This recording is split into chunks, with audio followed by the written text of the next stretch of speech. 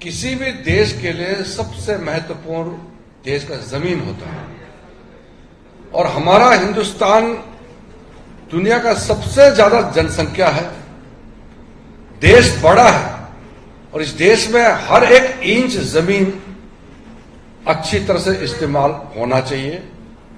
इसके लिए अच्छा कानून होना चाहिए, सिस्टम अच्छा होना चाहिए और हमारा देश का जमीन हमारा देश के गरीबों के लिए काम आना चाहिए। इसमें कोई विवाद नहीं होना है। दुनिया का सबसे ज्यादा वक्फ प्रॉपर्टी हिंदुस्तान में है। 9,70,000 से भी ज्यादा 9,72,000 से ज्यादा वक्फ संपत्ति हिंदुस्तान में है, लेकिन हिंदुस्तान के गरीब मुसलमानों के लिए कोई काम नहीं आ रहा है। काम नहीं आ रहा है वो एक बात है, लेकिन उसका दुरुपयोग, मिस यूज, वक्फ संपत्तियों को कब्जा करके जो लूटे जा रहा है, यह भी एक चिंता का विषय है। तो जब वक्फ बिल को संशोधन किया, मुख्य हमारा 2 लक्ष्य हैं।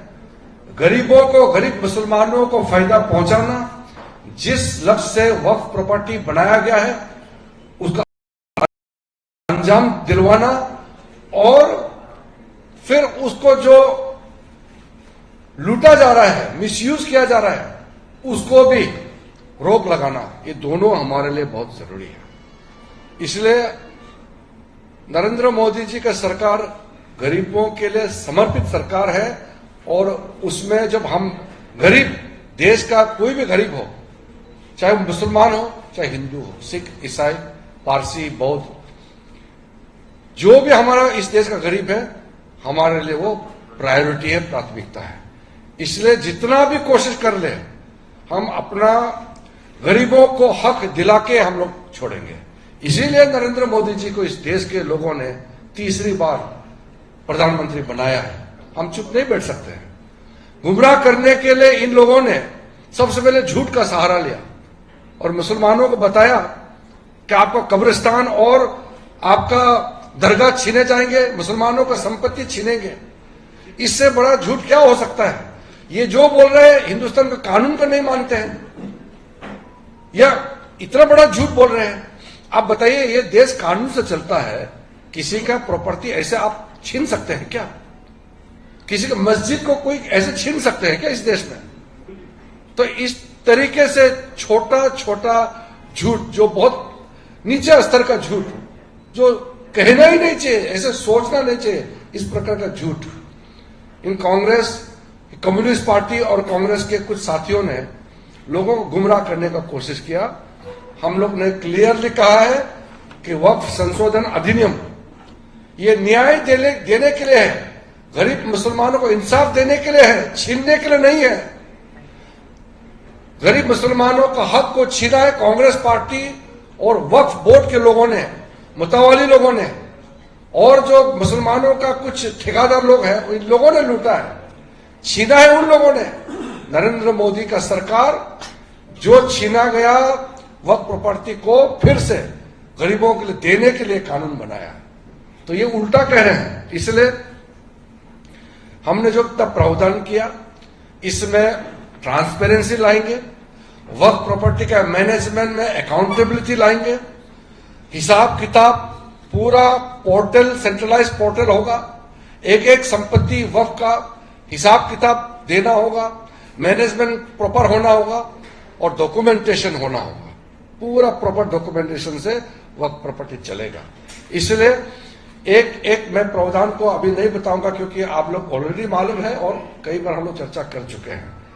तो ये लोग अभी सड़क पर उतारने का नाटक कर रहे हैं। पश्चिम बंगाल में, मुर्शिदाबाद में जो हालत किया है, जो मुख्यमंत्री और जो कांग्रेस और उनके जो दल के साथी जो भी ये कहता है कि संसद का बनाया हुआ कानून को नहीं मानेंगे, तो देश का संविधान को ही नहीं मानते हैं।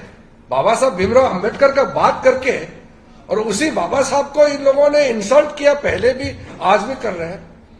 हम लोग जब विपक्ष में थे, हम तो पहली बार 2014 में मंत्री बने, हमने जिंदगी भर हम लोग विपक्ष में बैठ करके काम किया है। हम लोगों ने कभी नहीं कहा कि संसद का कानून का हम नहीं मानेंगे। हम लोगों ने कभी भी सड़क पर उतर के ये नहीं कहा। हम लोग दबाव डालते थे, कानून बदलना चाहिए, कानून बनाना चाहिए, ये कहते थे। हमने कभी ये नहीं कहा कि संसद का कानून का हम नहीं मानेंगे। हम कैसे कह सकते हैं इस देश का नागरिक होते हुए?